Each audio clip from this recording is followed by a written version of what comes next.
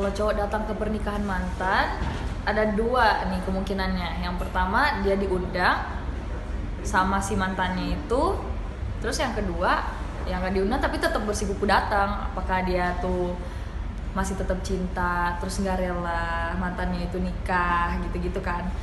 Terus kalau ceweknya itu nangis ya? Iya. Aduh, sedih juga sih. Maksudnya kalau jadi mempelai cowoknya tuh kalau lihat ceweknya sampai nangis.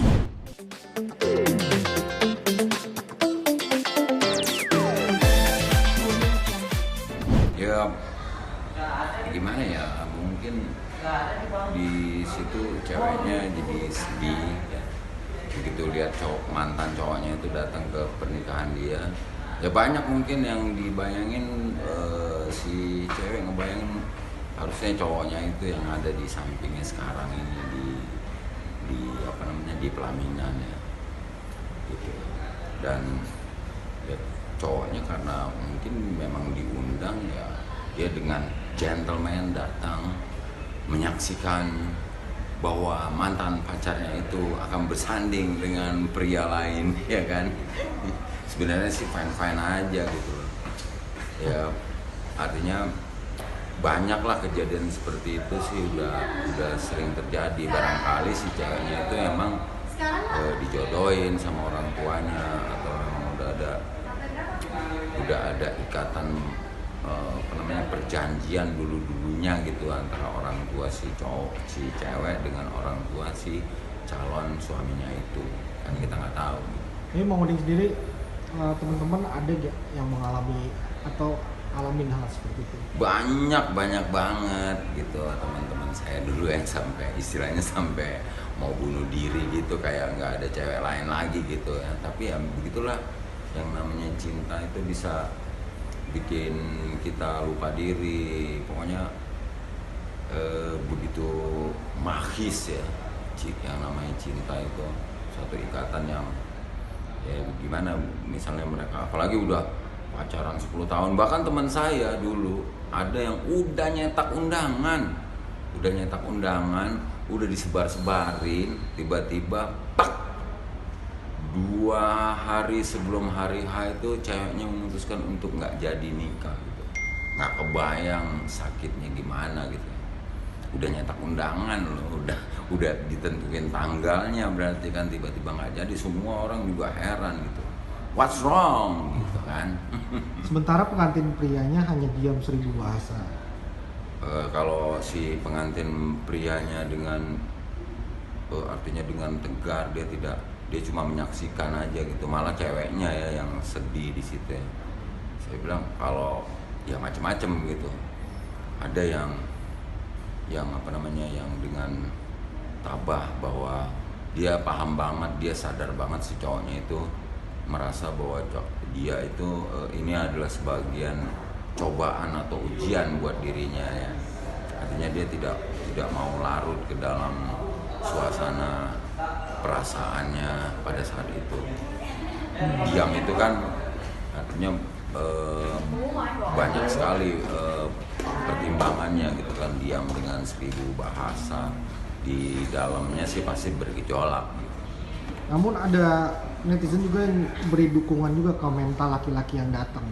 Artinya memang harusnya laki-laki dan wanitanya mempersiapkan mental ya kalau memang diundang ya.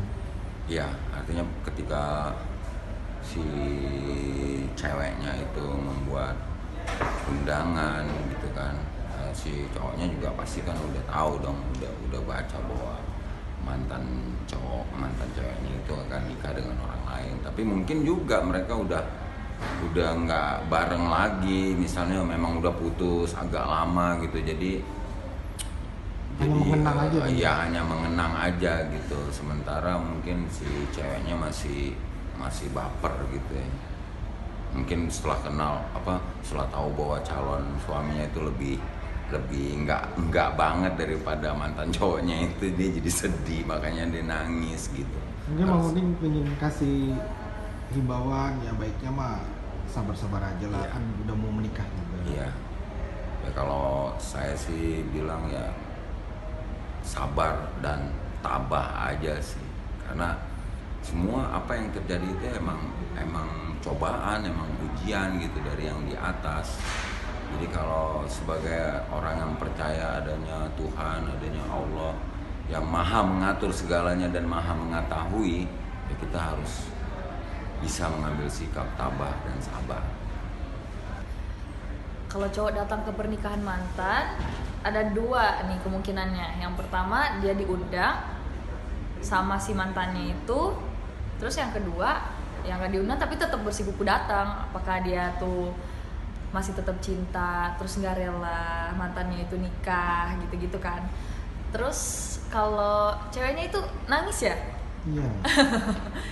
Aduh, sedih juga sih. Maksudnya kalau jadi mempelai cowoknya tuh kalau lihat ceweknya sampai nangis, ada rasa Yang sedih tersisa. juga nggak sih? Maksudnya kayaknya ada sesuatu yang tersisa deh dari hubungan mereka berdua. Ini masalahnya udah di atas pelataran nih, udah mau nikah nih, tapi si cewek kok malah nangis karena si mantannya itu datang kan. Ya sangat disayangkan juga kalau emang dia udah diundang, terus si ceweknya nggak bisa nahan perasaannya sampai dia nangis. Wah, bisa ngacauin pernikahannya sih kalau dari aku ya. Baiknya gimana dong Karen?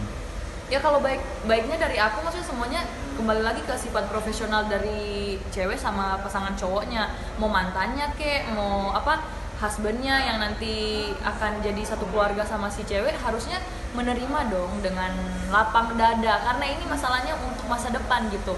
Kalau mau mundur lagi, masa mundur lagi sih? Kan kasihan juga, semua udah dipersiapin, semua udah komitmen ya kan.